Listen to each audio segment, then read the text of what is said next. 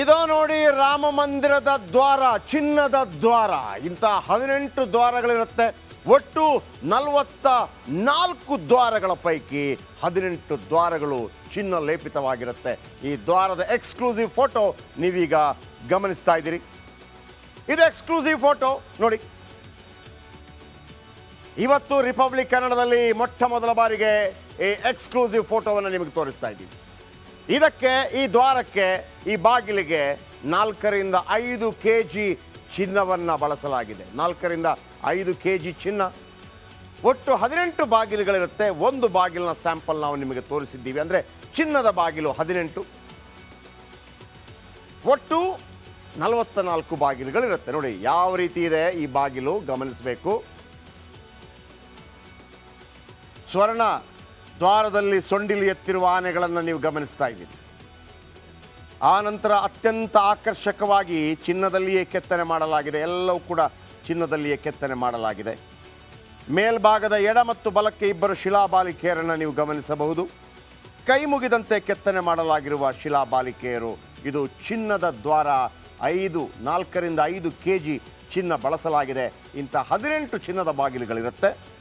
ಆನೆಯ ಸೊಂಡಿಲು ಮೇಲ್ಭಾಗದಲ್ಲಿ ಕಮಲದ ಕಲಾಕೃತಿ ಕೂಡ ಇದೆ. ಇನ್ನು ಗಮನ ಸೆಳೆಯುತ್ತೆ ದೇಗುಲದ ಮಂಟಪದ ಕಲಾಕೃತಿ. ಬಹಳ ಅತ್ಯದ್ಭುತವಾಗಿ ರಚಿಸಲ್ಪಟ್ಟಿರುವಂತಹ, ಕೆತ್ತನೆ ಮಾಡಲ್ಪಟ್ಟಿರುವಂತಹ ಪ್ರಭು ಶ್ರೀರಾಮಚಂದ್ರನ ದೇವಸ್ಥಾನಕ್ಕೆ ಈ ರೀತಿಯ ಚಿನ್ನದ ಬಾಗಿಲು. ಬನ್ನಿ.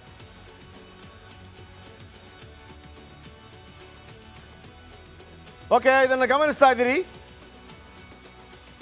ಯಾವ ರೀತಿ ಇರುತ್ತೆ ಚಿನ್ನದ ಬಾಗಿಲು. ರಾಮ ಮಂದಿರಕ್ಕೆ ಚಿನ್ನದ ದ್ವಾರ. ಸ್ವರ್ಣ ದ್ವಾರದಲ್ಲಿ ಸೊಂಡಿಲು ಎತ್ತಿರುವಂಥ 2 ಆನೆಗಳು ಇದರಲ್ಲಿದೆ. ಅತ್ಯಂತ ಆಕರ್ಷಕವಾಗಿ ಚಿನ್ನದಲ್ಲಿಯೇ ಕೆತ್ತನೆ ಮಾಡಲಾಗಿದೆ. ಮೇಲ್ಭಾಗದ ಎಡ ಮತ್ತು ಬಲಕ್ಕೆ 2 ಶಿಲಾಬಾಲಿಕೆಯರಿರ್ತಾರೆ. ಕೈ ಮುಗಿದಂತೆ ಕೆತ್ತನೆ ಮಾಡಲಾಗಿರುವ ಶಿಲಾಬಾಲಿಕೆಯರು. ಆನೆಯ ಸೊಂಡಿಲು ಮೇಲ್ಭಾಗದಲ್ಲಿ ಕಮಲದ ಕಲಾಕೃತಿ ಇದೆ. ಗಮನ ಸೆಳೆಯುತ್ತೆ ದೇಗುಲದ ಮಂಟಪದ ಕಲಾಕೃತಿ. ಚಿನ್ನದ ಬಾಗಿಲು, 18 ಬಾಗಿಲುಗಳು. ಇದು ತಿರುಪತಿಯದ್ದು. ನಮ್ಮ ಅನೇಕ ದೇವಸ್ಥಾನಗಳಲ್ಲಿ, ಭಾರತ ಅನೇಕ ದೇವಸ್ಥಾನಗಳಲ್ಲಿ, ಶ್ರೀರಂಗದಲ್ಲಿದೆ, ತಿರುಪತಿಯಲ್ಲಿದೆ, ಕಂಪ್ಲೀಟ್ ಆಗಿ ಗೋಪುರ ಎಲ್ಲವೂ ಕೂಡ ಚಿನ್ನ ಚಿನ್ನ ಚಿನ್ನ. ಈಗ 18 ಬಾಗಿಲುಗಳು, 18 × 5 kg. ಎಷ್ಟಾಯಿತು ಅರ್ಥ ಮಾಡ್ಕೊಂಡು ಬನ್ನಿ. ಹಾಗಿದ್ರೆ ವೀಕ್ಷಕರೇ, 22ನೇ ತಾರೀಕು ಅಯೋಧ್ಯೆ ರಾಮ ಮಂದಿರ ಉದ್ಘಾಟನೆ ಆಗಲಿದೆ. ಕರ್ನಾಟಕದಿಂದ ಅನೇಕ ಉಡುಗೊರೆಗಳು, ಸೇವೆಗಳು ನಡೀತಾನೆ ಇದೆ.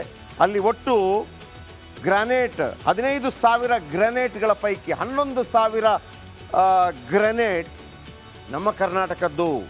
ಆಮೇಲೆ ನಮ್ಮ ಕರ್ನಾಟಕದ ವಿವಿಧ ಜಿಲ್ಲೆಗಳ 300ಕ್ಕೂ ಹೆಚ್ಚು ಕುಶಲಕರ್ಮಿಗಳು ಅಲ್ಲಿ ಪಾಲ್ಗೊಂಡಿದ್ದಾರೆ. ಮೈಸೂರು, ತುಮಕೂರು, ಚಿಕ್ಕಮಗಳೂರು, ಬಾಗಲಕೋಟೆ, ಗಂಗಾವತಿ ಸೇರಿ ರಾಜ್ಯದ 10 ಜಿಲ್ಲೆಯ ಜನ ಅಲ್ಲಿ ಕೆಲಸ ಮಾಡ್ತಾ ಇದ್ದಾರೆ. ಜೊತೆಗೆ ನಮ್ಮದೇ ಶ್ರೀಕೋಟೆಯ ಶಿಲೆಯಲ್ಲಿ ಬಾಲರಾಮ, ರಾಮಲಲ್ಲಾ, 51 ಇಂಚಿನ ರಾಮಲಲ್ಲಾನ ಮೂರ್ತಿ ಕೂಡ ಆಗಲಿದೆ. ಅದು ಕೂಡ ನಮ್ಮ ಕರ್ನಾಟಕದವರೇ ಕೆತ್ತಿದ, ನಮ್ಮ ಕರ್ನಾಟಕದ ಶಿಲ್ಪಿ ಕೆತ್ತಿದ ಮೂರ್ತಿಯೇ ಅಲ್ಲಿ ವಿರಾಜಮಾನವಾಗಲಿದೆ. ಬನ್ನಿ, ಇದರ ಬಗೆಗಿನ ಸಂಪೂರ್ಣ ಮಾಹಿತಿ ಇವತ್ತಿನ ರಾಮ ಮಂದಿರ ಎಪಿಸೋಡ್ನಲ್ಲಿ ನೋಡೋಣ.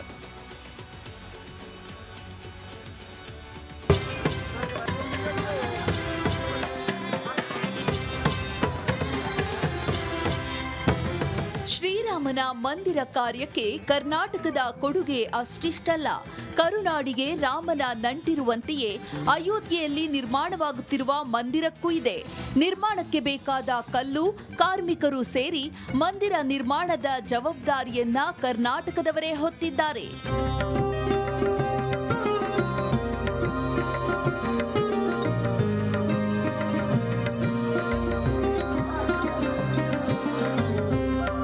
ಮಂದಿರ ನಿರ್ಮಾಣವನ್ನ ರಾಜ್ಯದ ಗೋಪಾಲ್ ನಾಗರಕಟ್ಟೆ ನೇತೃತ್ವದಲ್ಲಿ ಮಾಡಲಾಗ್ತಿದೆ.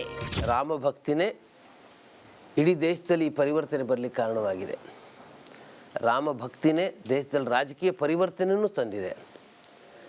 ರಾಮ ಭಕ್ತಿನೇ ಇಡೀ ವಿಶ್ವದಲ್ಲಿ ಭಾರತದ ಒಂದು ರೀತಿ ಸಮೃದ್ಧಿಯನ್ನು, ಕೀರ್ತಿಯನ್ನು ಹೆಚ್ಚಿಸಿದೆ. ಇವತ್ತು ವಿಶ್ವ ನಮ್ಮ ಕಡೆ ನೋಡ್ತಿರೋದು ರಾಮ ಭಕ್ತಿಯ ರಾಷ್ಟ್ರೀಯ ಭಾವದ ಪರಿವರ್ತನೆಯ ಪರಿಣಾಮ ಇದು. ರಾಮ ಮಂದಿರಕ್ಕೆ ಬಳಸ್ತಿರೋ 15,000 ಗ್ರಾನೈಟ್ಗಳ ಪೈಕಿ ಬರೋಬ್ಬರಿ 11,000 ಗ್ರಾನೈಟ್ಸ್ ಕರ್ನಾಟಕದಿಂದಲೇ ಕಳುಹಿಸಲಾಗಿದೆ. ಕರ್ನಾಟಕದ ವಿವಿಧ ಜಿಲ್ಲೆಯ 300ಕ್ಕೂ ಹೆಚ್ಚು ಕಾರ್ಮಿಕರು, ಶಿಲ್ಪಿಗಳು ಕೆಲಸವನ್ನ ಮಾಡ್ತಿದ್ದಾರೆ. 21 ಅಡಿ ಇದೆಲ್ಲ 7 ಲೇಯರ್ಸ್ ಇರೋದು ಇದರಲ್ಲಿ. ಅಷ್ಟರಲ್ಲಿ ಒಂದು ನಮ್ಮ ಕರ್ನಾಟಕದ ಬಹುಪಾಲು ನಮ್ಮ ಕರ್ನಾಟಕದ ಕಲ್ಲೇ ಬಂದಿರೋದು. ಇದರಲ್ಲಿ ಒಂದು 60 to 70% ಹೇಳಿದ್ರೆ 17,500 ಕಲ್ಲಲ್ಲಿ 11,000 ಕಲ್ಲು ನಮ್ಮ ಹನುಮಾನ್ ಗ್ರಾನೈಟ್ಸ್ ಇಂದನೇ ಬಂದಿದೆ. ಇದರಲ್ಲಿ ಇದು ನಿರ್ಮಾಣ ಕಾರ್ಯ ಪೂರ್ತಿ ಆಗೋಗ್ಬಿಟ್ರೆ ಅದು ಕಾಣಿಸೋದು ಇಲ್ಲ. ಕರ್ನಾಟಕದಿಂದ ಬಂದರೂ ಕೂಡ ಅದು ಕಾಣಿಸೋದಿಲ್ಲ. ಸೊ ಇವಾಗ ಕಣ್ ತುಂಬ್ಕೊಂಡು ಬಿಡಬೇಕು. ಹೌದು. ಆ ಜೊತೆಗೆ ಇನ್ನೊಂದು ಏಜೆನ್ಸಿನೂ ಇದೆ ಇದರಲ್ಲಿ, ಧನರಾಜನ್ ಕಂಪ್ನಿ ಅಂತ, ಅವರು ಜೊತೆಗೆ ಮಾಡಿದ್ದಾರೆ ಇದರಲ್ಲಿ. ಒಟ್ಟಲ್ಲಿ ಮೇಜರ್ ಇದು ಹೇಳ್ಬೇಕಾದ್ರೆ ನಮ್ಮ ಹನುಮಾನ್ ಗ್ರಾನೈಟ್ಸು ಕರ್ನಾಟಕದಿಂದನೇ ಇಲ್ಲಿ ಬಂದಿದೆ ಅಂತ ಹೇಳ್ಬೋದು. ಇದರಲ್ಲಿ ಮೈಸೂರು, ತುಮಕೂರು, ಚಿಕ್ಕಮಗಳೂರು, ಬಾಗಲಕೋಟೆ, ಗಂಗಾವತಿ ಸೇರಿ 10ಕ್ಕೂ ಹೆಚ್ಚು ಜಿಲ್ಲೆಗಳಿಂದ ಕಲ್ಲು, ನೀರು ಸೇರಿದಂತೆ ಕಾರ್ಮಿಕರು ಕೆಲಸ ಮಾಡ್ತಿದ್ದಾರೆಂಬುದೇ ನಮ್ಮ ಹೆಮ್ಮೆ.